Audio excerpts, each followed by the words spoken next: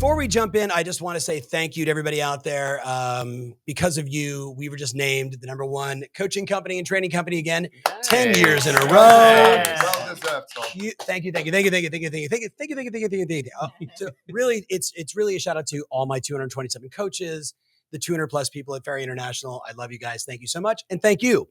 Now, with that said, I have 5 amazing agents right here inside my studio in Orange County. I've got David and James. I always will say $1 million listing, and I know that's over, but so many people got to know you guys through that show. And then I have John and Lauren and Adam now on Buying Beverly Hills, another show, who did something that most people could never imagine.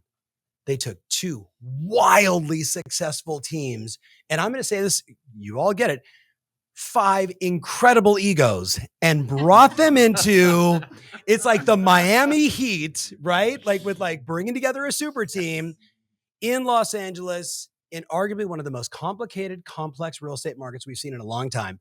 But just for the one person that doesn't know who you guys are, quick introductions all the way around, right? Starting with James. Sure. James Harris, born and raised in London, been in Los Angeles 19 years. David and I set up Bond Street Partners 10 years ago, and we are now Bond Collective with these 3 fabulous people under Tom Ferry management. Let's go. Wait, you're giving away you're giving my the E-block, the big announcement. Just kidding. Yeah. Just kidding. But we're very happy to be here, and Happy New Year to everybody watching. Outstanding. Fire away. I'm David Parnes. I'm 32 years old. I'm a Sagittarius. Boy, was it that obvious that I'm not 32 years old? I know 8 years ago. Yeah. The last 5 years have been really rough, to be honest with you. 5 years ago, you wouldn't believe me. I think it'd be like the last 32 months, if we were being really honest, was a little good and crazy. All right, Lauren, fire away. Lauren Grauman, Rosenfeld Group. John and I have been working together for almost 9 years, I think. Yeah. You've been married for how many of those? Yes. Good question. Almost 8. There we go. Wow. All right. Yeah, somebody knew what was she wearing that day, John? White. Okay. All right. It was the day we met. Okay, I missed that one. Yeah. All right, so you kind of did an intro for John. John, how long in the business too? And I think we should clear that up with everybody also. Yeah, so John Grauman, this is going to be my 20th year in the business. In fairness, I started as a mortgage broker. Yep. And then had some experience as a developer. I've been selling full-time now for this will be year number 12. Wow. Outstanding. Yeah. Outstanding. Adam, flip that little microphone. It's doing a little wackadoo just so everybody hears you perfectly. Yep. Yes, fire away. Adam Rosenfeld, originally from Miami. Yes. Yes. Reference earlier. Yes. I love that reference because that held a special place in my heart, and the thought of with no ego, a dream team coming together. I'm taking my talents to Miami. That's right. Yeah. That's right. I've been in Los Angeles for the better part of the last 11 years, and I've been in real estate for 10. My background was more on the legal side and more recently on the development side, and I could not be more excited to be here with you guys and to be doing this with them. Yeah. All right. Outstanding. So really what we want to talk about today for you, and I already see people checking in from all over the place and all the different channels. We want to talk about the obvious questions, right? So I'm going to hit with some obvious questions. Then I'm going to hit you guys with some not so obvious questions, right? About this merger, the market, expectations, what's going to happen with clients. How do you guys make the whole thing work? All of that. Then I pinged you. So I'm holding you accountable, Lauren. I asked everybody for what is one remarkable thing you're doing in your business today that you would recommend for every person watching, no matter where they are in the country or what their sales price is or around the world. And then I want to do some audience Q&A. So I'm going to hit you guys with the not so obvious questions. Actually, the obvious questions first, and you guys, whoever wants to answer, can answer. The first question is, what was the backstory and what in the world were you guys drinking the night you came up with this idea? So who wants to go? Why is this now a super group? Yeah, such a great question. We collectively always felt this was the direction our business was going in. It's no longer it's we. Yes.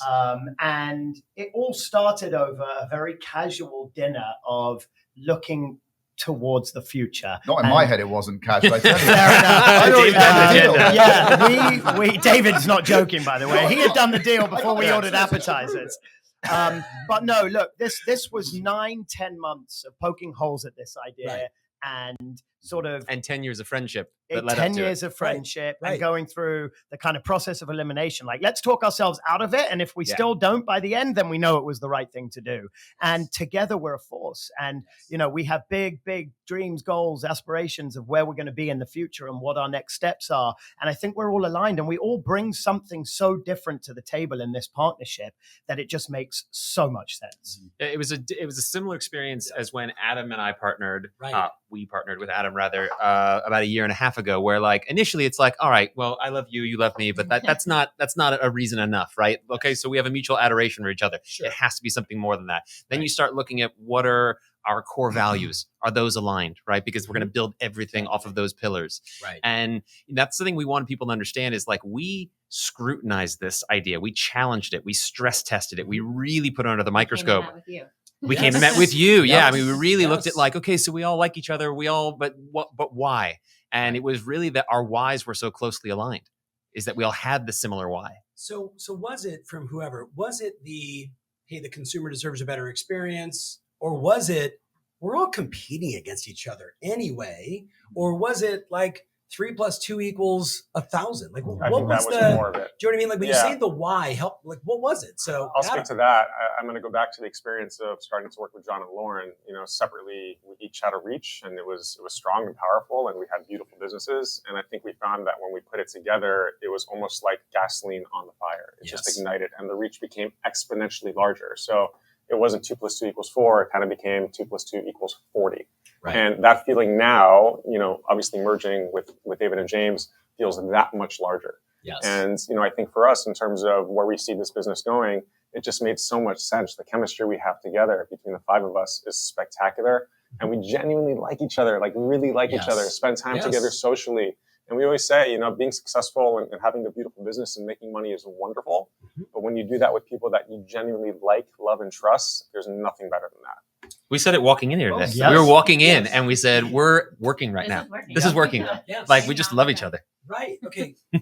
God, it's a You love were fest. s- It's just a love Or fest. just wait for the people watching. And the I'm money's gonna- the there's bonus. going to be some not so obvious questions. You just Yeah. wait. Okay. So why were you just such a yes for this? Is that? Are you always like that? Is No. it intuition? Are you just impulsive? Like, Very. what is it? The latter of the list. See all He the actually above. is. Yes. Yeah, no, Started totally. in a Mini Cooper. Yes. It did. Thank you for that. Yeah, my Mini Cooper that I get shit. I swore again. That people tell me I shouldn't be driving, which I love. Yes. By the way, I he think- ran through a red light on the way over here, completely unaware. We just cruised right through it. My life flashed before my eyes. So we're going to talk about First David of driving. many. My wife may or may not watch this podcast. Thank you. And it was her car, but thank you. And he's right. I can't We deny need it. to put in the budget for 2023. Drivers. Yes. But Yes. having said that, thank you. Yes, Lauren, go for it. And then I'll explain my... No, you go. Okay, so are you sure? Yeah. Okay, so we were driving back. Lauren and John and Adam had been so helpful to us, James and myself, and our Really, team. Lauren, though. Let's be real. As much as we love them.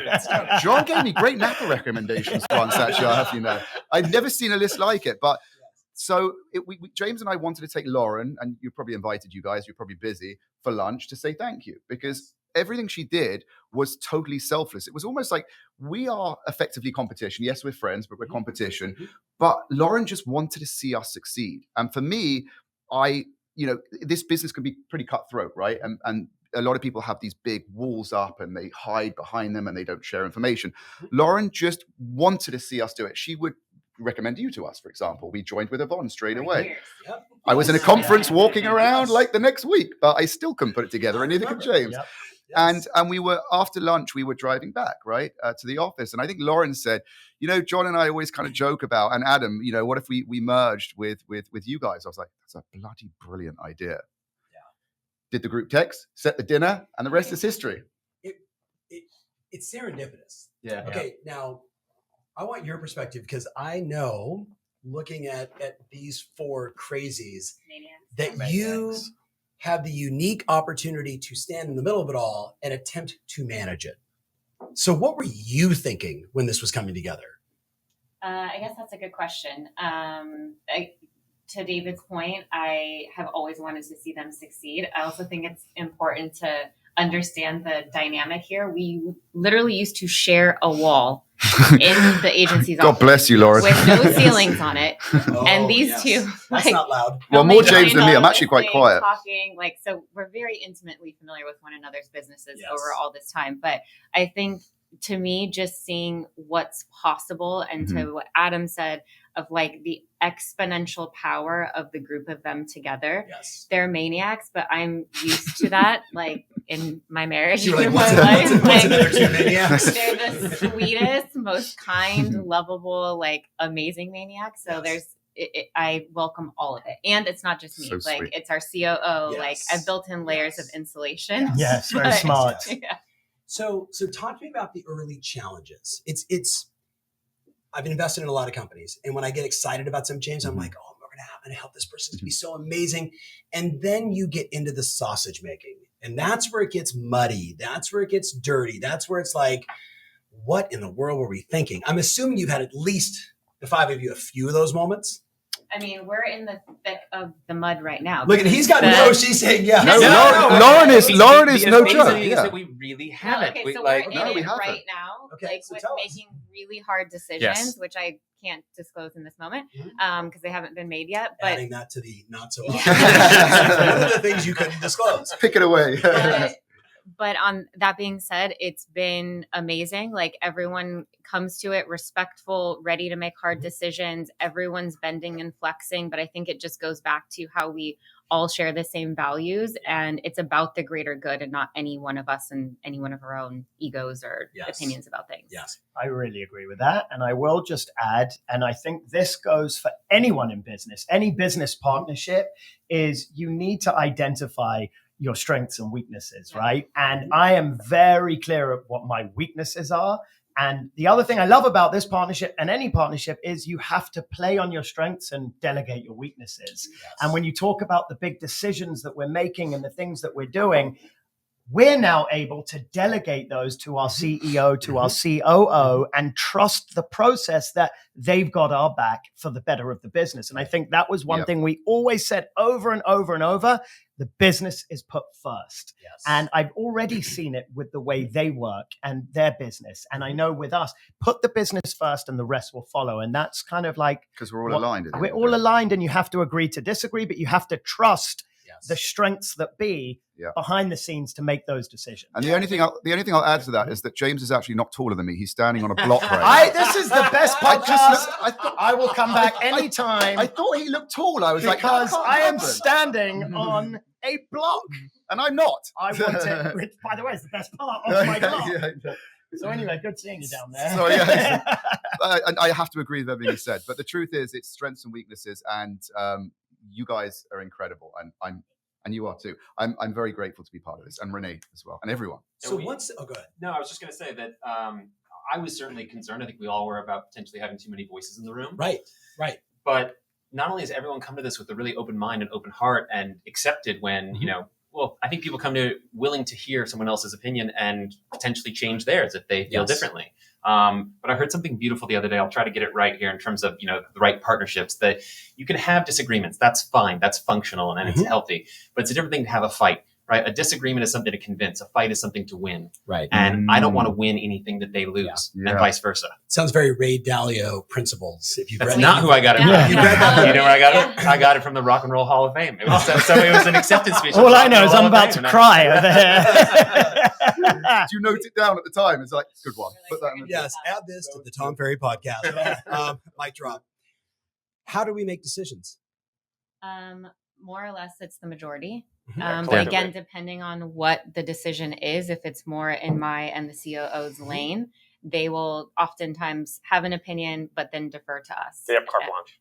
Okay. For sure. So- Like So when the exec team. 100%. When it's dealing with something structural, which is what they're in the weeds in every single Sure. day, the four of us monkeys are out there selling, and we don't get as involved on the back end of the business as they do.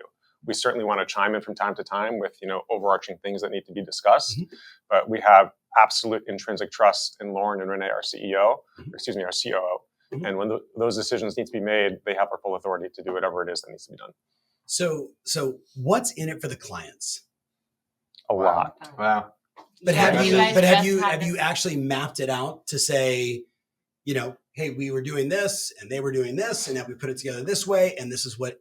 Like, That's in have you process. done that? I think that, the things that the clients want from us, particularly in like the ultra high end arena, is they want reach, they want attention, they want service, and this collaboration allows us to do all of those things on such a greater level, right? Our reach, again, doesn't go from 2 to 4, it goes from 2 to 40, as Adam said. The support and the service that they get, because any one of us are essentially interchangeable. And we've already, in the first week of the new year, we just signed our first listing together as a group, and Did all of you go? 3 of us went. Okay. And the question was afterwards, it was like, you 3 are great. Where's your 4th? Right? They were like, they Well, wanted to be dating. thanks for the bloody invite. Nice. You were in your Mini Cooper running through red lights, and they just felt it was better. But no, and we've already, I think, found a way to kind of effortlessly share in that process and like understand who's going to come in here. And then we'll have our challenges in terms of, I thought you were doing that, or I thought you were doing that. But it so far has been really seamless, as has kind of everything. It just felt really organic. So you two would go on presentations together. You two would go on presentations together. together. You guys didn't, right? Did you guys go separately all the time? Not all the time, but we've always been of the mindset from when we started. We divide and conquer, and that's what we did. Smart. And it's kind of like a full circle whereby that's happened, and now it's it's changed into like we come back together again, the 4 of us, 5 of us really, and it's kind of special. But back to your other point, your other question, Tom, that you said, how do you service your clients better? It might be a bold statement, but I genuinely believe it because I have not seen it before. The more we delve into this merger, the more it became clear to me personally how good this is going to be and how good it already is. And a lot of it is thanks to Lauren and Renee. But I haven't seen, and we've been trying to emulate it for years, I haven't seen firsthand a company that is run that well that I have been exposed to in my entire life. And I actually believe, genuinely, I mean, credit where credit's due. There should be a round of applause there. But we can, actually should be. And that's all mom. It's a standing ovation and a box. Yes, and I'll take the ball. Maybe give me a second. No, you're already tall enough. enough. But I think that this is going to be the biggest, most significant real estate team, certainly in the luxury market, in the country, if not the world. Mark those words. Yes. And that's not being arrogant. That's just, and I'm not even taking credit for it. If anything, it's Lauren. Yes. I'm just seeing it, and I'm proud to be part of it. It's just incidental I am, but I can see it happening. Okay, so let's do the not so obvious questions. Okay. Hey, Mauricio, we would like to have a meeting with you. And then the 5 of you walk in, and every executive knows you've had this experience. When 5 agents walk into your office, you're like, something is going to go incredibly wrong. Why don't you share when Billy didn't actually believe it? Yeah, right. With Billy Rose was in the meeting also. Who was, Tell them the reason behind how we had an excuse to meet. Yeah, and remember, we're on Instagram Live. Just saying. Just put it out there real quick. Quick disclaimer. Hey, Mo. Appreciate you, man. So good. Bye, Farrah. It's so good. Not a chance. So good. Not a It's chance. like 2 former clients and Farrah, who's a client. Like, hey, hi. The agency recently took over a new office space just across the hall, right? And they had come to us and said, hey, both of your teams are growing. You need more space. We're thinking about what would you guys think about maybe both of you going next door? And we were like, I don't know. This seems kind of in line with I think we could probably make that work. Like, we're already having these conversations. We could put the new bond right here. So the meeting was kind of under the heading of, we want to talk about the office space, which again, look, we love the agency. We've all been there a long time. It felt disingenuous to not be more forthcoming, but we just had to keep a tight lid on this. Yeah. The fact that we were able to keep it a secret for as long as we did is nothing short of a miracle. I mean, the 5 of us and you are pretty much the only people on this planet that even knew this was happening. But again, we needed that opportunity to really stress test it, make sure we were ready to reveal it. So you have no idea how hard it was. We were like, Tim Smith was like, hey, you posted a photo with are they merging? It was like the first question I was like, no. Smart guy. Yeah.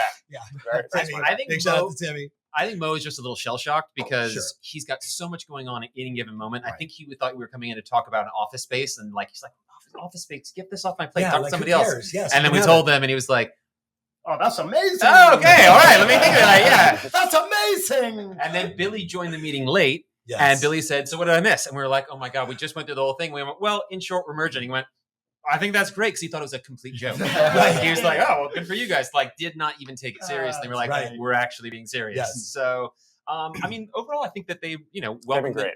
They welcome news with open arms. They're really and supportive. I think they're genuinely really excited for us, and I think they also see the potential this holds for the agency. Sure. And Right. obviously, we love the agency. We're so happy there, and we see a beautiful future with those guys. And we know that this is great for the company in terms of how we're going to be able to recruit and continue to champion that brand.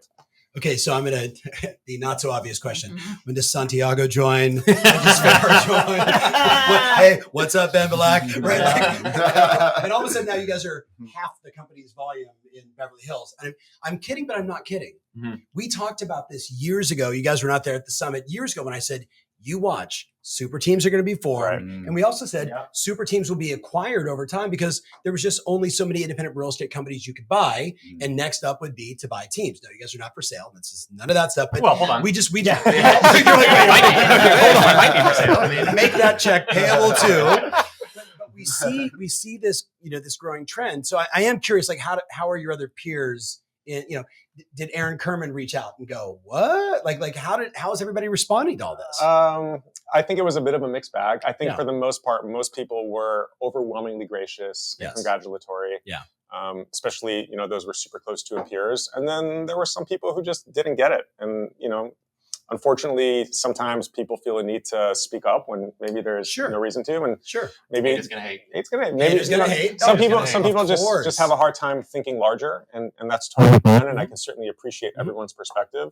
Right. Regardless of that, I think we are all absolutely resolute in the decision and have no doubt with complete certainty that 100%. this is the right path. 100%. Yeah. I genuinely think, for me at least, the feedback from everybody in the agent community was nothing but supportive. I think those that have a problem with something is usually them internalizing a problem with themselves or wishing they were a part of something perhaps that they're not. But the way I see things is that success breeds success. I've lived by that for so many years. Yes. And when you talk about the Ben Ballots and the Santiagos, we know that they're probably not joining our team. We're not going out to hire those people. I'm going to be in so much trouble. I'm going to get a not, text from like Santiago like, really? No, but Really? Santiago's a dear friend of all of us. But we're not going out to poach anyone. But I think it's attraction rather than promotion. You're going to see agents in our business. They're going to see what we're doing. They're going to want to be a part of it, and they're going to come. I don't think it's us going out actively trying to get agents. We want to put out a great business, a great brand, show people what we do, how we do it, the way we do it. And if they want to come, great, we're ready. And it's going to mean something to be a Mount Collective agent. This is not like an open door policy where it's revolving. Like, this is going to be a Navy SEALs unit of agent that we're bringing in here. So what's interesting, and I'm curious for everybody's perspective. You look at what's happened just in the last 120 days with the market making the adjustments, Drew Fenton leaving, starting another, there's a lot of change happening in the market. And, I do get the phone call when, hey, we're thinking about doing this. Can we meet? And I'm sensitive to the fact that we are in a declining real estate transaction market, right? That doesn't mean the end of the world, but when you're used to 6.9 million individual units and you drop down to 5.1 million, it feels like you hit, the rest of us, it feels like hitting a red light. Okay. You just keep going. So totally in keeping with that going through the red light, we intend to keep going through that red light. But no, genuinely, that is the time whereby you need to be best positioned, or we need to be best positioned to capitalize on the inventory that is still there, because people need somewhere to live. Interest rates are actually not that bad. You can borrow below 5% historically. That's a great rate. Agreed. If anything, inventory is low, but we have a lot of good listings coming up. So if we can control the inventory, effectively, we have a huge influence on the market. What we're doing is we're positioning ourselves to best take advantage of that. Yeah. And in my opinion, this is probably the best market to be doing what we're doing. Correct. Because when we come up on the other side, that's right. We won't be number 3 team in the country. We'll be number 1. Right. What better time to literally go and look internal and work on the business than in a down and declining market. Okay. So let's switch gears to the C block and let's talk directly to all the friends watching. So there's a lot of advice. I mean, so what's fun is I think everybody except for Adam, you just don't want to speak at my events, Adam? I don't think I ever got the invite, Tom. I was talking to Tom the other day. Saying, if Tom wants me on stage, Tom can pick up the phone and call me. I'm stepping off my Apple box. All of you are spending some time, I mean, obviously, right? So the collective is spending time on stage in LA or San Diego or Orange County coming up this week, talking about ops, talking about listings, etc. So you all have a lot of advice to give to people that are watching right now. So everyone watching wants to grow in 2023, regardless of market conditions. Tell our listeners What are you doing specifically better or more consistently or different, or you're adding to ensure success? So whoever wants to go first. I mean, I'll talk about a couple things. Please. These might be a little bit You're like, outside this the is the stuff box. I would have shared had you put me on your stage. He's just warming up now. Edit this out. We'll play a clip of this. Yes. This is maybe a little ethereal. It's more on the psychology side, I guess. But, I've been getting into YouTube a little bit in my downtime. I come home at night and I don't have the patience to watch Netflix anymore. So Good. I'm always looking for things to. I know it's great. Well, there's one show. There's one show. Yeah. Buying Beverly Hills. A little soft plug there. I binge watched 4 of them recently. It was. I mean, I was super entertained. Yes. Yes. Shout out. So one of the guys I love watching is Gary Vee, and Gary Vee talked about something that really kind of hit home for me, which is this notion of being an enthusiast as opposed to being an expert. Yes. And while I'd like to think of myself as an expert, and maybe others will look at us as such, I think it's so important to go into this kind of business every single day thinking of all the different things that you can accumulate and learn, and how that's going to help you place yourself in terms of the industry and the perspective that breeds. And for me, just being so enthusiastic about what we do every single day, getting up and attacking this work with an enthusiasm unknown to mankind. I'm a Michigan guy, and Jim Harbaugh always talks about attacking each day with an enthusiasm unknown to mankind. Yes. And I think, when you love what you do, you never work a day in your life. Yep. And for me, I just kind of look at it as a game every single day. And I try to be completely outcome independent. And I know that sounds like a crazy thing because we all do this essentially to earn a great living and to provide. But I find that when I take that part out of it and I just focus on the process, I do my job a lot better because the emotions don't kind of get to me. And I don't worry so much about the wins and the losses. And I see the field much clearer. Yes. So much of this just playing off that, working on the roadmap tour and all my notes. And one of the points is, if I were to reflect on 30 plus years of conversations with wildly successful agents and new agents and everybody in between, what I hear is your identity determines your beliefs, right? And your beliefs ultimately create your rituals, and that's how you generate results. So what do you think is the right identity, Adam, in this market that an individual agent should have? And maybe speak to the camera directly, because there's probably someone listening right now that's like, you don't understand. Mm-hmm. I'm like, I talked to one of our clients in Israel a couple of days ago. Get this. He's the number 1 team in Jerusalem, right? So Remax agent in Jerusalem. And I said, how's the market? He said, we're off 65% on transactions in November and December. He went from doing 8.7 million shekels a year in GCI to come on, brother. I've been there before, baby. We accept shekels as well. Right, exactly. I mean, we don't want Bitcoin anymore. We'll take shekels. Yeah, all day long. But having a conversation with him, what was fascinating. So big shout out to Ari, right? What he was saying was, hey, look, because the market turned, it doesn't impact my identity. Mm-hmm. I'm still a bad mother. Beep. He's like, I'm still going to get after it. I just know we need to do more. We need to be more aggressive. We need to make more phone calls. We need to do more open house. He was just he was in this ramp up mode. But a lot of people, when they think, LA, Southern California is off 40% on transactions, right? Jackson Hole, Wyoming, right, is off 50% on transactions, right? Now granted, the sales prices are up 29%. How does somebody get their identity back when so much of it might have been tied to the market? I think that's a really good question. It's a tough one. And speaking more to the camera, I think there's many different ways to look at that, Tom, right? So the first thing is doing the things that I know you always preach, which admittedly I've struggled with. It's hard for me to get up every single day, to make my phone calls, to do my rounds.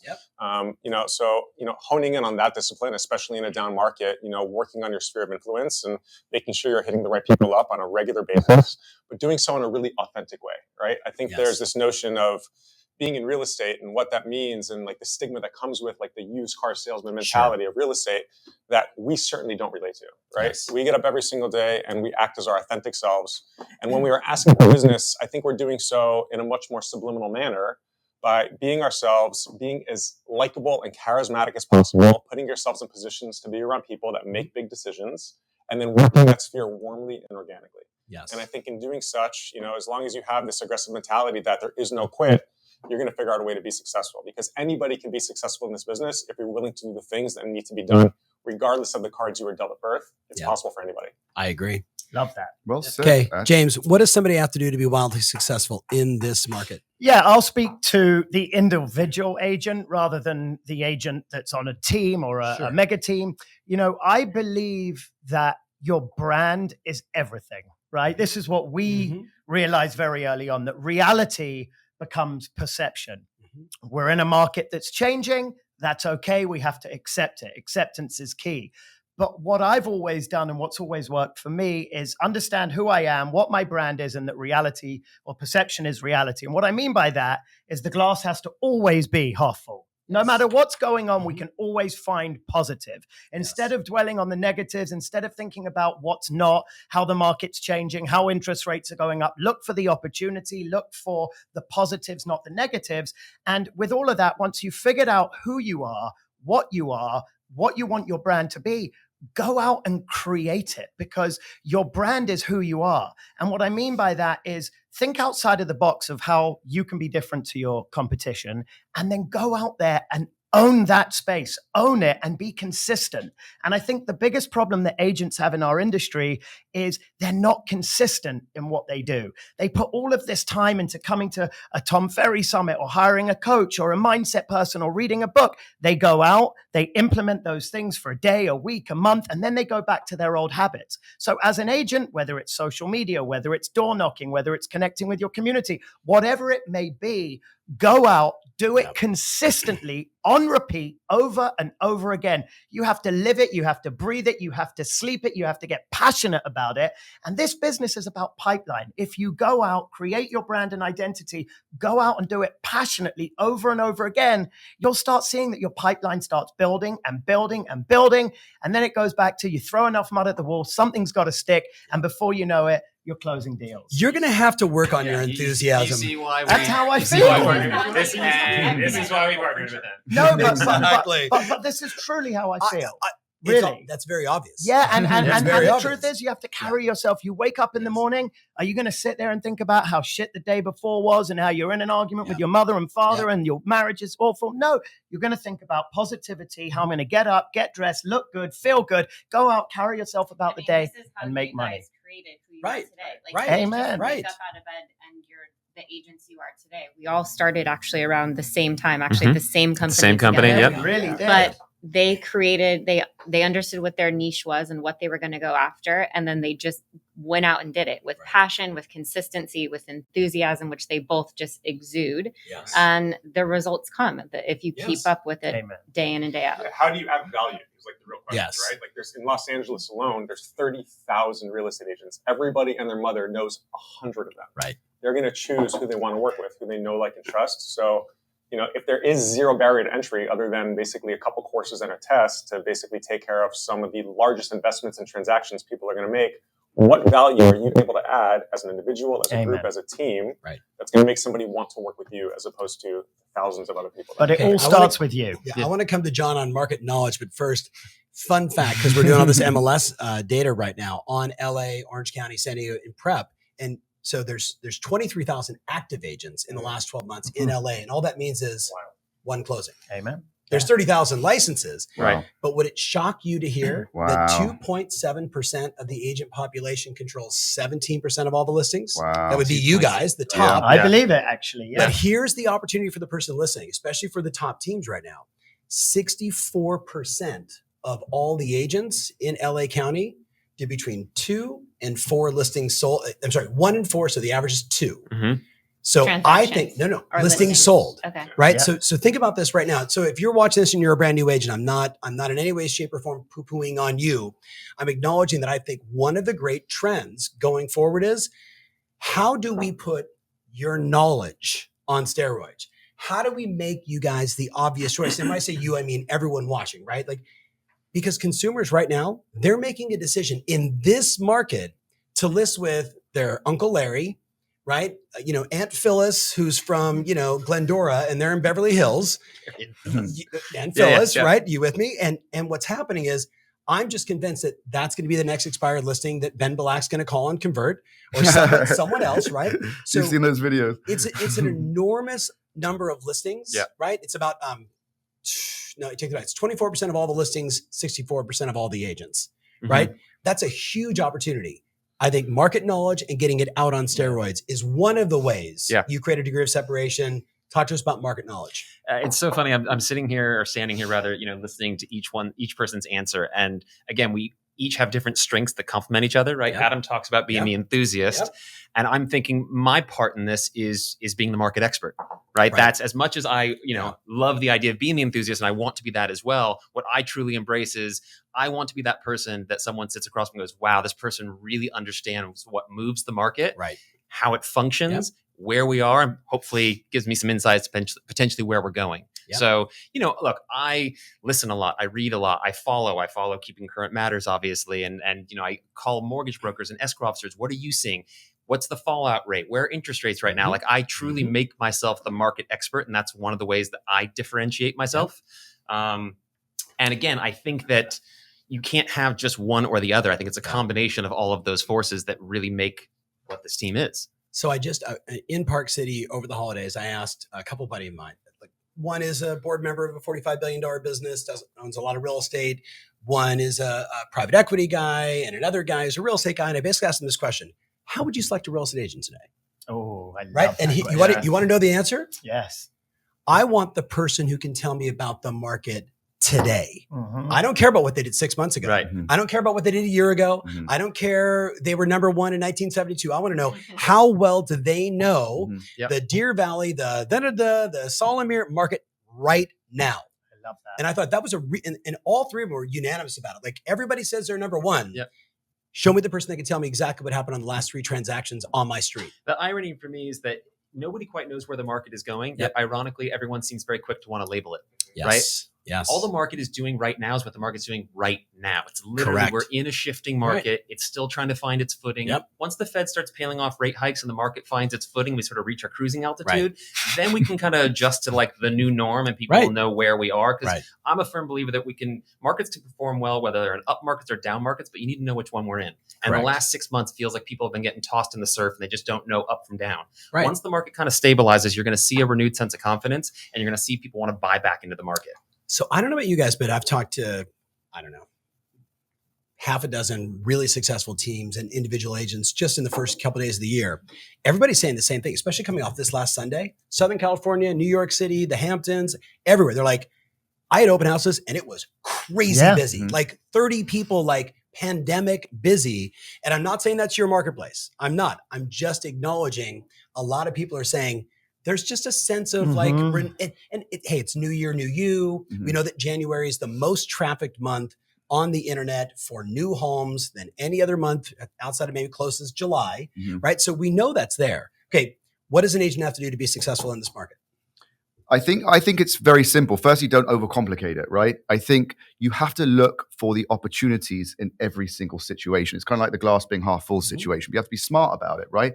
So we go back to the thing. I would really focus on getting listings. Put yourself out there, sit open houses. To your point, lots of people are coming through these houses. And by the way, a lot of people with open houses, back to that, it's like, oh, there are a load of looky-loos, a load of neighbors. It was a waste of time. No. All sellers. Every single neighbor is going to be a future seller. They are clients, your future pipeline of business coming in, which you're going to multiply your business with. Sit the open houses, get the listings, work with buyers as well, because I'll tell you something. We're not in a financial crisis like in 2007, 2008, because a lot of the people that own properties right now are either all cash or they have really good rates of interest locked in. Right. So if anything, we're going to have a restriction of supply, which is why I'm saying sit those open houses, pick up those contacts and get those listings. With those listings, you will dominate the market. It might not happen overnight, but if you're consistent about it, it will get you to where you want to be. And there's no magic wand. People say, oh, how do you do what you do? Is that they literally think we wave a magic wand and it happens. We roll up our sleeves, we stick to the formula, and we never give up. And we remain ethical and stay in our lane. And that's exactly how we have built our business to where it is today from scratch. And by the way, we're 2 English guys. We didn't know anyone. Do you know what I mean? Yeah, but everyone thinks you guys are just smarter than you sound. Exactly. It is one of those great ironies. The Brits somehow just so smart because they sound smarter. Right. That's what we do. We didn't know our way around, for crying out loud. Over Bjorn Figueroa. He's like, but I got this Aussie accent. I'm like, listen, man. Yeah. People just fall in love with you because of the accent. I was on the phone with him this morning, actually. But he's a great dude. Speaking to that sort of the notion of identity and what is each agent's identity in this market. Look, let me be clear. The last 2 years have not been easy, but it's been easy to sell houses, Yes. right? It's been really challenging just because the sheer volume of business has been overwhelming and how do you deal with it? But it's been much easier to sell houses than it is currently and probably will be for the next, foreseeable future here. But this is when you get tested, right? If you don't look at this as an opportunity, as a challenge to really define yourself and say, well, I better step up. I better dig in That's here right. because otherwise I'm going to get swept away. Yes. Right. Because that's the reality is if you don't have a foothold in this market, you're not surviving this cycle. Yeah. So in terms of what's your identity is, buck up, dig in and get ready because this is what you're going to have to go through. Wartime general. But, That's it. Wartime but general. let me add one thing to that because Please, we're you're talking up about next. knowledge, being an expert, and all of that is very true. But I think to the new agent out there, you don't have to become the know-it-all day one. I think that, if I'm looking at an agent that I'm bringing onto my team that's new, I think it starts with you. How much do you believe in yourself? How much do you believe in your ability to climb to the top? How much do you believe in your ability to go out and be passionate and go and find new business, make contacts, make relationships with other agents? How much do you believe in yourself that you're going to be successful in this industry? For me, if you truly believe in yourself and your identity and your brand and you are your own biggest competition, I want to sit down and talk with you because those are the winners. The knowledge and information will come next and it might come hand in hand, but it all starts right here with you. Like you have to go out there, remove fear from your vocabulary and know that you're going out in a business where you write your own paycheck. So if it doesn't start here where you believe in yourself, you're in the wrong business. You should go get a day job where you're making a salary. That's it for me. I don't know if you guys were all in the room when Vincent Kessel, who's 19 years old, was on stage at the summit. I think young guy. I was literally so he's at $15 or $16 million in sales last year on like 12 transactions. He looks like, if you're watching, I love you. You're like like a godson to me. He looks like he's like 11, right? But what he said One was, day he'll appreciate that. very much. Take it from an almost 34-year-old. Yeah, I'll be 41 in a couple of months. Yeah. Don't Take even it from get me started as the senior statesman here. But the point was, to your point, like he literally said, I'm just going to go do more meetings. I'm gonna he moved from Melbourne, Florida, where his dad has a 500 gazillion transaction business. He could have been on Easy Street. And he said, no, I'm going to go make my own way. Moved to Palm Beach. That's a low end, easy marketplace to live in. And he just said, I'm going to knock on doors. I'm going to make phone calls. I'm going to hold open houses of other agents' listings. I'm going to do whatever it takes. He did buy realtor.com. That got him like 6 or 7 transactions. That was awesome too. But the point is, like, we're all saying the same thing. It's work ethic, stay in your lane, but you got to believe. Totally. What does an agent have to do to be organized in this environment? I was just going to add one thing to the whole experience part of it that I was thinking about as you guys were talking, which is that's one thing as a newer agent that you can control. Yes. You may not be able to control who's in your Rolodex and how easily you can get in front of potential sellers, but you can control market knowledge. And I think we've honestly struggled with this with some agents we've worked with in the past, which is agents have become very reactive versus being proactive. Like if you don't have business and even if you do, these guys all attest to it, you should be out pounding the pavement. You should be out every Sunday previewing properties, every broker caravan. Like you should be studying everything. So when that opportunity does come, when there's a referral or someone picks up the phone or someone answers the door, you're able to step into it and know it. And that doesn't necessarily take experience. Yes, it grows with experience, of course, but that's something that you actually have control over. Right. But I would so Ron, legendary, he was at Coldwell Banker. I think he's still at Coldwell Banker. Ron DeSalvo. Yeah. Ron DeSalvo. Okay, listen to this. He was in my office when we all met. He was in my office, Ron DeSalvo, myself, and Betty Graham. And Betty, I won't disclose all the details, but Ron was like, I just need to jumpstart my career. COVID is over. What do you recommend? And I was like, how'd you get started? I knocked on doors. I did this. I did that. I did this. And I focused on getting appointments and I focused on like serving clients. And he's like, and I was like, you should do that again. By the way, he was like, that'll be $10,000, please. I'm giving the listing tonight. He is a legend. I mean, if you're watching, I love you, right? And you owe me a text message, but like legendary real estate agent.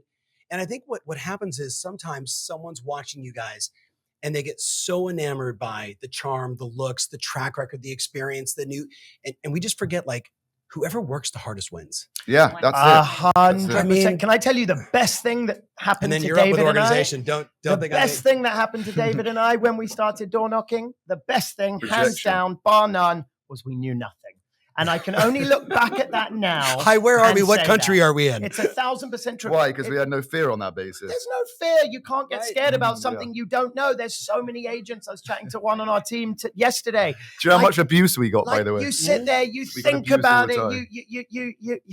You can't sit and think. You have to go out and act. It's Right. action. Like you Right. just have to go I out can and do it. attest for all four of these, and I've also ran a couple of big agents' businesses, and I always said to him, even when you were starting out on the sales side, about Larry Young, Yes. who's a dear friend of ours, is he worked harder than everyone else. It Right. wasn't Right. a secret Right. recipe. He was Right. there later than everyone. Yep. He showed up earlier. He Mhm. did more.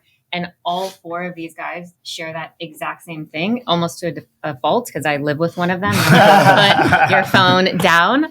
But Adam. they're Oh, sorry. we both not even gonna go. I was going to, and I'm not. Speaking of getting organized, which one is it? We've already Okay, said I just got embarrassed They're if I all die. It's getting hot in here. You don't want to be in a car with two of them together ever. And this is exactly what happened on the way down here. Yeah. Um, What do you mean it's perfect? Neither one of them talking. They're just on their phone the entire time. I gotta take this call. No, I gotta take this. I gotta take this I had to call. pull over on the freeway to let her drive, so I could just Yes. get to respond to stuff. Yes. Yeah. But they work harder than everyone else, which is a big piece of it. Top 3 pieces of software you use to manage the business. I wasn't expecting that question.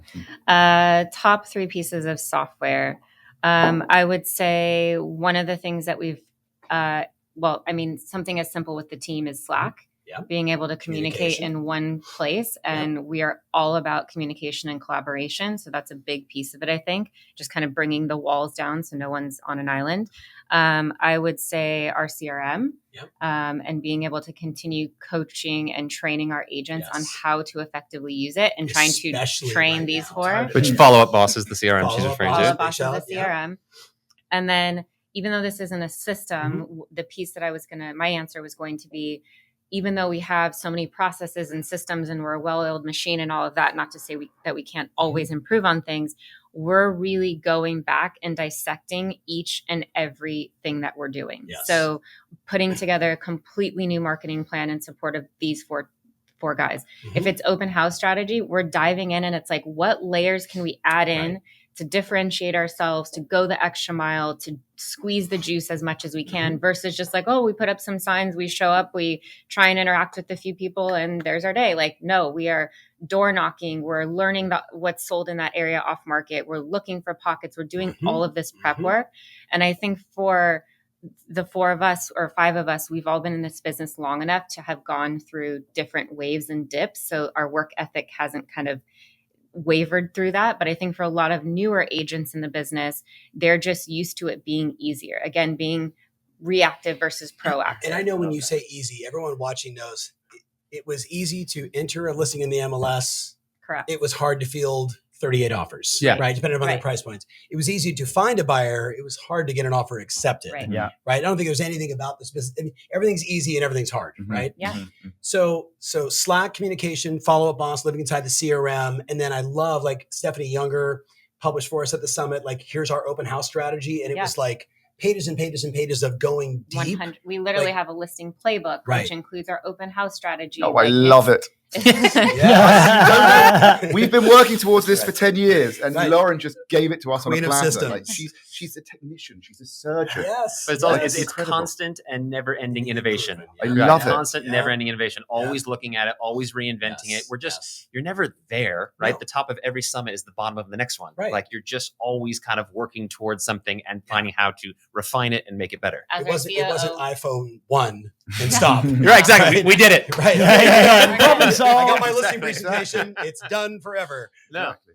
You were I was gonna going to say. say, as our COO often says, like, we're not afraid to blow, I'll say stuff instead of the actual word, Oh my up God. and, Wow. Anybody So- want to assist here? No, I have no idea and what that rebuild was. it. Like, We're not afraid to blow shit up, I think is what Yeah. she's trying Yes. to say. Oh, right, we're right. not You guys afraid didn't to get blow shit up. I didn't either. Moving Must on. be an English thing. Green light. There you Carry go. on. Blow shit All right, up. so I'm going to say to the audience really quickly, and I know my team is back here watching. It's a little hard for me to see it on this, but I'd love to do a couple of questions from the audience. Yes. First, though, I want to give a little friendly coaching advice, and I'd love your feedback on it. So the thing that I want to stress to you watching right now is, having now completed 65,000 hours of coaching. Wow. In an environment like this, even listening to the 5 of them, I can get a little overwhelmed with, oh God, I want to redo that. And I didn't think about that. And how am I going to do it? Right? Like, how do I be my authentic self? Like, you're right. Like we have all these questions. Here's the challenge. If you try and chase 45 things, you get nothing. Yeah. Correct. So what do we all know? No more than 3 goals in 2022. And I'm going to ask you one of the goals. So your first goal I would challenge you on is simple: volume, transactions, GCI, profit. And profit better be inside there. Otherwise you will have not enough of it. That's the first goal. But the second goal has got to be, and you all said it in your own way, how am I going to put trust and likability, your brand, on steroids? Mm-hmm. This is going to be a market where you see more and more individuals, solo agents, small teams, large teams, everything else are just going to push themselves out more, get more yeses, get more traction, get more people going to their website, following more on Instagram, ultimately interacting with them and doing more listings and sales. It's all the consumer data says. 74% of consumers select someone that they know, like, trust, or they were referred by someone they know, like, and trust. Yep. So how are we going to do that? That would be number 2. But challenge number 3, to keep it really simple, is what is our goal for the number of listing appointments we're going to go on? I don't know that off the top of my head. I didn't do this because you were supposed to have it, but I'm challenging them to say, and we didn't talk about it, but while we're waiting, if you have a question, you need to put it inside there now, and my team's going to help field it. So if you have a question for anybody here, you got to put it inside whatever platform you're on. There's a very real chance, I'm going to have a somber moment here. There's a very real chance that in the next 20 months, the DOJ NAR lawsuit gets finalized and buyer representation as we know it is gone. Mm-hmm. Now, gone. I think what's going to happen is there'll be one of 3 solutions. Agents won't know what to do. So there'll be a bunch of companies that overnight are started for $500, I'll represent you. Like an attorney would write a contract for you on LegalZoom for X dollars. Yep. That's going to be a very real potential solution if this goes down. The second one is going to be a whole bunch of people are going to just be caught with their pants down. And they just said, well, I knew about it, but I heard about it. And when it happens, if it happens, and I don't want it to happen, if it happens, it's going to go like this on Tuesday. Yep. They're not going to say, hey, Bob Goldberg at NAR, we're going to give you guys 3 years to work through your process to figure this out. The state of Washington has already enacted it. The DC marketplace has already enacted it. They're ready for this. So the second one, or the most important one, the third one, I should say, is going to be the agents that have figured out their buyer value add presentation, where they can literally say to somebody, and this is what we do to represent you, and this is how we get paid. This is our fee structure. Now, I'm challenging everybody on this because I started by saying you should have a goal for the number of listing appointments you go on. Yeah. You guys know from coming from the UK, did you look at real estate there? Like, I loved it. I've always loved it. So has James. But the market there is a 1% to 2% list side only, no yes, cooperation, it's which is all of Europe. It's much more simple. So it's much more straight, similar to what you're describing. Right. If the NAR comes through, the point is, okay, what's the solution? If that is the case, Yes. if it happens, the solution is you want to be a listing agent. You want to get as many listings as possible. And that goes back to the point what I was saying before. You then control the market. Yep. Bingo. That's your solution. A narrative. That's why my third and most important goal is up in visual in your office. How many listing appointments you're going to go on? Yep. Because whoever goes on the most, Timmy Smith has a goal of 300. Wow. 300. And he said, Good. what if I fail miserably and go like on 278? Right. And what if I only list 150 at an average sales price of $5 million? But there's Like, also it'll be niches. okay. Tom, there's also niches. It's like, you Yes. say listing appointments. Okay, well, you can categorize yourself. And I know this is specific for Adam and myself, really. I am really good, and Adam's really good at developing, like building houses, right? Mm-hmm. So that means the niche is working with developers. Yes. So you can go for, if I went for 100 listing appointments with a mum and pop, and James did, he'd probably get more than me, right? Mm-hmm. If I went for 100 listing appointments with developers, or Adam did, for example, I'd probably get more than James did on that respect. Not that it's a competition, but you gravitate towards your strengths. It's about strengths and weaknesses. So listing appointments can be categorized into your comfort zone as well, where you 100%. think that you add the most value. Right. Okay. So by the way, don't turn down any, but I'm just saying. And if you do, send them to me. So look at the question that Nick Schwoomaker is asking, and any one of you can answer, but let's try and do a bunch of these, team, right? So a couple answers on this, and we'll go to the next one. So what was the one thing that catapulted your career? One consistent behavior. What was it? Anybody? I mean, the one thing was going to honestly to one of your events and coming away with this notion that this is not a one-man job and starting a team. Yeah. That it's just not. It's not a one-man job. That Can somebody from my team catapulted go our grab me business. several $100s to hand? Yeah. Shameless self-promotion. That wasn't meant to be, some plug. Oh, no. It's I'll take it. yeah, it's Number just- one coach, 10 years in a row, baby. Let's It's go. just Let's the honesty, go, guys. Tom Ferry in the house. Yeah, I'm sorry. but starting a team and Yes. building infrastructure and support Yes. around me and my Yes. efforts was the one thing that catapulted. So I wasn't that proverbial chicken with its head cut off trying to do everything myself. Yeah. One of you take us back to the early days, because that was the one thing that, what was the thing that, that was a clear answer of what catapulted it. Right. Okay. What about you, Adam? This might not be so short-winded, so I apologize, but just kind of going back to what David was talking about, when I moved to Los Angeles and I got into this business, which was after watching $1 Million Listing. Oh, God. Don't Before we were on it, by the way. You told me this story when we were I'm driving like, if it. these guys can do this, I can do this kind of a thing. And I learned pretty quickly it's not that easy, especially when you're in a market where you don't have that many connections. You don't know a lot of people. You've got to figure it out pretty quickly. There's got to be a business model that you can tap into that makes sense. And for me, since I realized, I'm not going to get a listing competing against some of the best in the industry when people have no clue who I was. I needed to figure out a different way. And that niche for me was development and working with developers and understanding that segment of the business as best as I possibly could. And developers are like the gift in real estate that keeps on giving. They're not out there buying one property every 10 years. They're buying 5 to 6 properties a year sometimes. And there's then two they're transactions constantly each time. turning them over. And sometimes more. The buy and There's the sell. buy, the sell, and then maybe. Oh, no, they're continuous. It's Continuous. two and There's two this and unwritten two and rule, two. right? Yeah. Like if you find them the property, at the very least, you're getting a piece of that back end. So Adam, what I'm hearing is similar to kind of playing off this conversation is find your niche, whether it is expired listings, a geographic farm, attorneys, your friend group, bicycle club. Doesn't matter what it is. The bar. I like to play golf, going out to the course and, being at the country club or even at the municipal. Just everybody's a potential client. And then the only other thing I would say is find great partners. And if you don't have great partners, find a great team. There's nothing better than working with great synergy, with amazing energy, with tremendous charisma, like you see with these animals in this room, and the bonds that are built over that, and the success that comes with that. Okay, Kelsey, can you move that back over? Because I saw a bunch of questions and I'll just kind of rapid fire. And I know you guys want to make it all organized and sexy. So what is your best advice? So Olga asked, what is your best advice? But you can't do that because then I can't see it. What is your best advice for open house preparation and how many hours do you think is effective?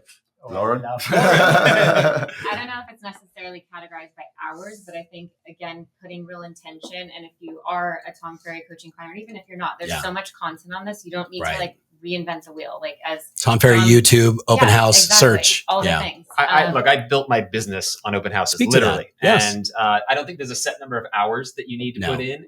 But the prep you need to do is, first and foremost, you obviously need to know everything about that house, when it last sold, how much it sold for, when it was built, the square footage, et cetera.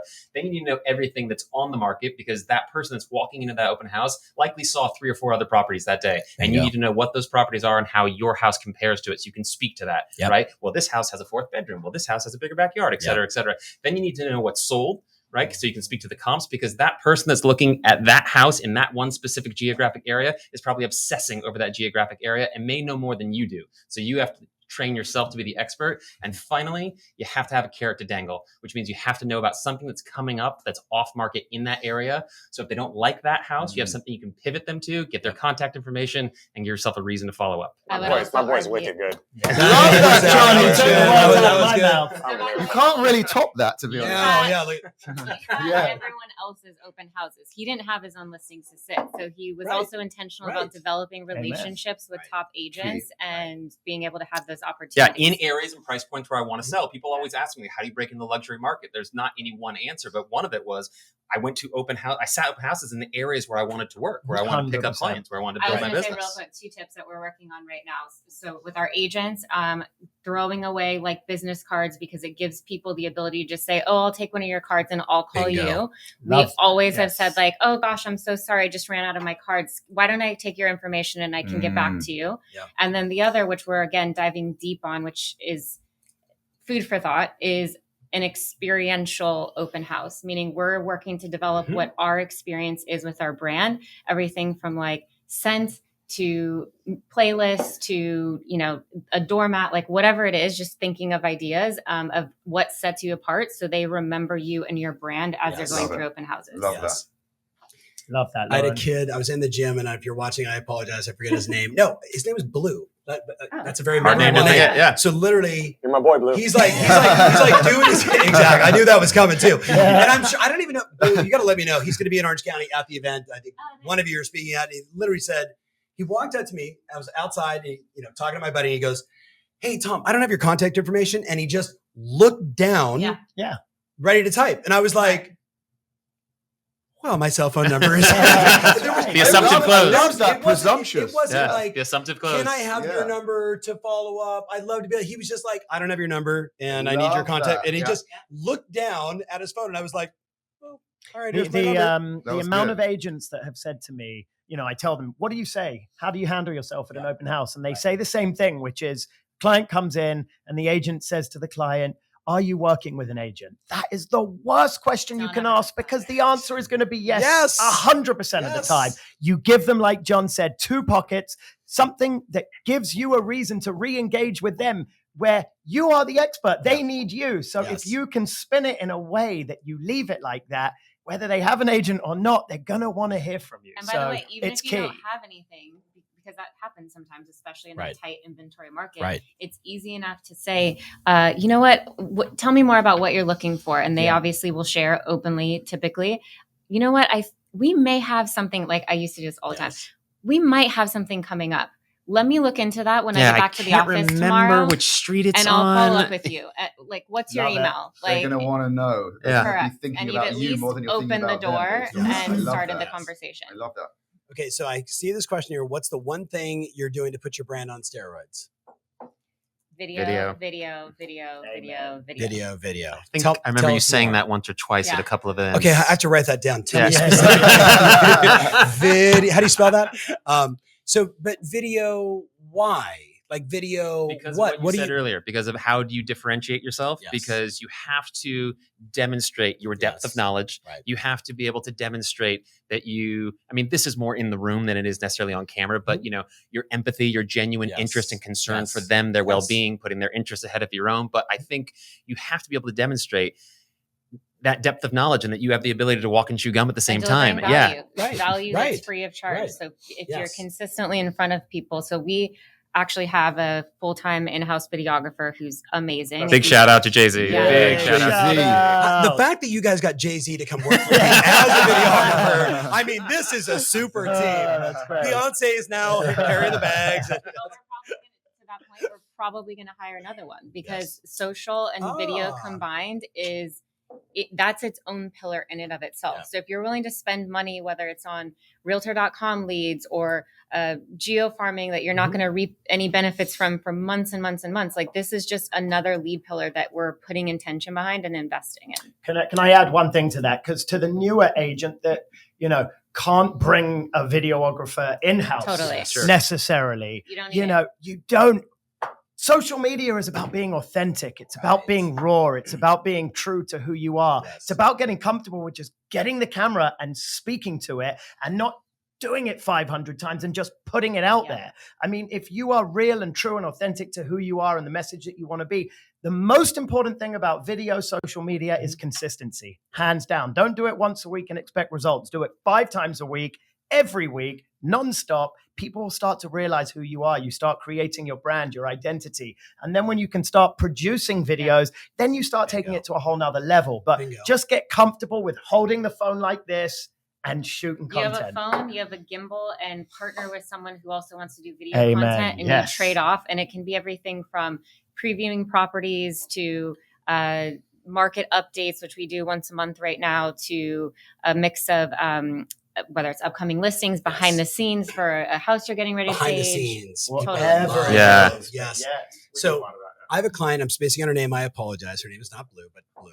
She's probably late 60s. Her 9-year-old granddaughter was doing all of her videographer work. Oh, absolutely. She was like, this, I think. right? Yes. She pays her. And then I said, you know what you should do? you should put her in the show. Yes. So instead of the grandmother being the sort of expert, all of a sudden now she was like, so honey, what do you think a buyer should do in this situation? And the 9-year-old would be like, well, grandma, blah, blah, blah, blah. And people are like, bring her on every listing appointment. It was so brilliant. That's like the helicopter tours I did with my mom. People love that. Remember I did those Mega Man tours. I was like, I'm going to take my mom on the helicopter. Yeah. By the way, I'm putting my 13-year-old to work. Amen. But the thing that for all of us is, and I hope the person gets, it's about being resourceful. But you said it earlier, it's being authentic. Yeah, it's all about it's being real. It really is. Because I typically, at least prior to being with these guys and having a full-time videographer, was not somebody who was super comfortable being on camera. Yeah, and I think maybe that's hard for some people to believe because it's your horrible looks. But when I get in front of the camera, the nerves kind of go away, and like it usually turns out okay. And we have an amazing team behind us that certainly helps me to look better and perform better and probably come off better than I actually am. So we do these little videos where I'm just sitting there talking to the camera. Yes. And all of a sudden, you never know who that's going to get in front of. Yeah. It's a reel. It comes up on someone's most recommended. Right. We get a random email the other day from the producer at KTLA, and now we're the correspondents on Good Day LA. Just because you heard it here first, ladies and gentlemen. That's crazy. That as soon as you walked in, you rock star. And all of a sudden, the reach is that much larger, right? So you just never know. And it's just so inherently obvious that like video is the platform that transforms industry, and specifically this industry. We worked with someone that said, if a picture speaks 1,000 words, then a video speaks volume. Right. Right. That. Yeah. And the thing I would say to somebody that if you're just dipping your toe into video, it's to remember that you might only get 50 views, but 50 views is bigger than most classrooms. Absolutely. If you get 250, that's about the same size as the average movie theater. And if you get 1,000, you just talk to an auditorium of people. Yeah. Wow. And if you hit on Reel or on YouTube Shorts, you're going to get those numbers every single time. 350, 400, 350, 400. And all of a sudden, it only takes one person. Yeah. Right? And you got to get over this notion of, oh, I'm waiting for something to go viral. Or like, I mean, Courtney, we have like 8 million videos. How many have gone viral? I think 2. One on how the rich manage their money, and that Mindset Monday that all of a sudden on Shorts got like 90,000 views, right? Which typically they would get like 5 or 6 or 7,000 views, right? So the point is, it's reps. Yeah. It's just putting in the reps, doing it, just like making phone calls, just like calling a for sale by owner, was somebody asked about. All right, so we now have to go into a coaching session. Yes, love it. You guys are like, Excited no coaching. No, very excited. Very excited. The whiteboard is ready to rock. It's like an engine. Yeah. So we're going to put all their contact information up. Yes. Okay. But just closing thoughts really fast. And then let's go jam a little bit. So closing thoughts, whoever wants to go first. Thank you so much for being a part of this. Closing thoughts, go. Whatever you do, and back to Adam's point, be true to yourself, because you have to enjoy it and you want to be authentic. So find your niche, whatever it is, and really be true to it. Niche to riche. Love it. Firstly, thank you for tuning in. I would say the glass is half full. Yeah. The glass is half full. It's about breathing positivity, going out, being your best self, and just remembering that no matter where you are, there's room for growth. You should be your own biggest competition and go out and kill it. Love it. I'll say that however much money you want to make, however much money you want to target making, will be directly proportionate to the amount of value that you're able to bring. So find new ways to add more value. Right. Can I say that differently? Yeah, please. Because I agree 100%. I'm fixated by whoever solves the most problems. That's a great way of putting makes it. the most, because like, how do we deliver value? We solve there's no homes on the market. I can solve that for you. Right. Right. So same thing. 100%. Yeah, we're problem solvers and solution finders. I mean, that's a big part of what we do. Firefighters put out fires all day, right? All day long. Yeah. All day. CEOs, right? All day long. Adam? I would just say, even if you're not the most confident, put in the reps. It's one day at a time. Be an enthusiast. You're going to learn over the course of time. People will eventually learn to look at you as an expert. It will start to snowball. And you better learn it. You better come correct, because you're probably going up against us. And, and if you ain't going up against us, come join us. I was going to say, and if you need help on how to beat them, just join us. The queen of the show here, Lauren, closing thoughts as we wrap it I up. would say mindset. Yeah. Regardless if we're in a good market, a down market, a changing market, whatever, you have to give yourself the gift of giving yourself value each day. And I'll actually share with you my top read for this past year that I just ended I'm sure you've read it. Just read, and I made him read too, is Gap in the Gain. Highly recommend it. He doesn't know it. There's no way this guy. I don't know it. Gap in the game. And there's a line in it. There's a line in it that says, if you have more than 3 priorities, you don't have any. Wow. Which is what you said 1, earlier. 2, 3 too many, That's right? it. 1000%. Wow. Have you read on that note How to Not Die? Yes. Oh, That's so terrifying. good. You'll never want to eat anything again. You'll never eat anything. I'm like, I'm allergic to everything. I can't eat anything anymore. All right. So thank you so much, my team. Thank you guys so much for setting this up.